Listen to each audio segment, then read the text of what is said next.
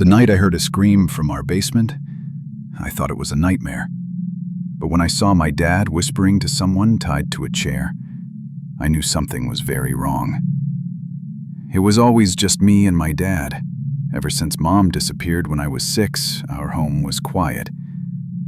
Too quiet. Dad never talked about her, just stared at the old photo on the mantel, his eyes hollow like he was lost in time. Every evening, he'd retreat into the basement for hours. I wasn't allowed to go down there.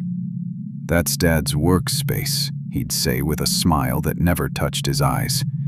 I never questioned it, until the night I heard the scream. The scream was quick, muffled, like someone had a hand over their mouth. I froze in bed, every instinct telling me to hide. But curiosity? Curiosity dragged me closer to that basement door. I tiptoed down the stairs, one creak at a time, heart pounding. The air got colder with each step. The sound of heavy breathing echoed from below. It wasn't Dad's voice. It was something different. When I reached the last step, I saw him, Dad kneeling next to a chair. Someone was tied to it. Their head was slumped, and Dad was whispering something into their ear softly, like a lullaby. I held my breath. The person in the chair twitched slightly. I wanted to scream, but my voice was buried under fear. My dad slowly turned, not toward me, but toward the wall, and kept whispering. I stumbled backward, knocking over a box. The sound echoed like thunder. My dad stopped whispering. Silence. Then I heard footsteps, slow and deliberate, coming up the stairs. I ran. I didn't look back. I hid in my closet, heart thudding so loud it hurt. Minutes passed, hours maybe. Then, a knock on the closet door. 3 slow taps. "Son," he whispered, "come out now." But his voice, it was off.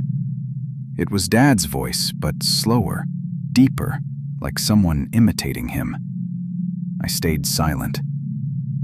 Eventually, the footsteps faded. Morning came. I didn't leave the closet until sunlight lit the room. When I stepped out, the house was silent. Too silent. The basement door was wide open now. I crept toward it, drawn like something invisible was pulling me.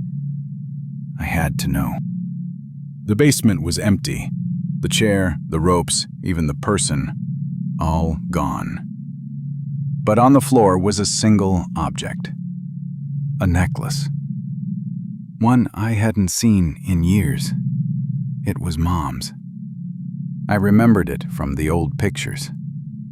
My hands shook as I picked it up. It was still warm. Behind me, a whisper. "Don't trust him." I spun around. No one. Just cold air and that smell. Metallic and rotten. That night, Dad acted like nothing happened. Made me breakfast, told jokes, but he looked different. Like he was trying too hard to be normal. He didn't ask where I was, didn't mention the scream, just smiled and said, "You know I love you, right?" I nodded, scared to blink. That night, I heard him whispering again. This time, through the wall. The words were clearer. "Don't let him leave." I packed a bag, snuck out the window, ran through the woods for what felt like hours, but no matter how far I went, I saw the house again. Same broken fence, same mailbox, same damn house, like I never left. My legs refused to move. I stood frozen on the path. And there he was. Dad, standing in the window, staring down at me. Only, it wasn't Dad. Not anymore. I ran again. This time, I didn't stop. Through trees, fields, fences, until I reached a road. A single car passed. I screamed and waved. The car stopped. A woman inside rolled down the window. "Are you okay?" she asked. I nodded, unable to speak, eyes wide. She drove me to the police station. I told them everything. They looked at me like I was crazy. "Your dad died 5 years ago," one officer said. I shook my head. "No, he's alive. He's in that house." But they didn't believe me. They made a few calls, sent someone to check. When they returned, they said the house was empty. No furniture, no signs of anyone living there, just dust and cobwebs. They called child services, sent me to a group home. I spent the first few nights staring out the window. And then I saw him again, standing across the street.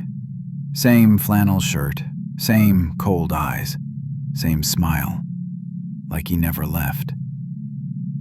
I told the caretakers, but they found nothing. No man, no footprints. Just me, shaking in my bed.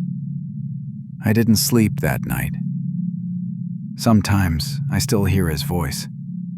In my dreams, in the walls, whispering things I can't understand. But one phrase is always clear.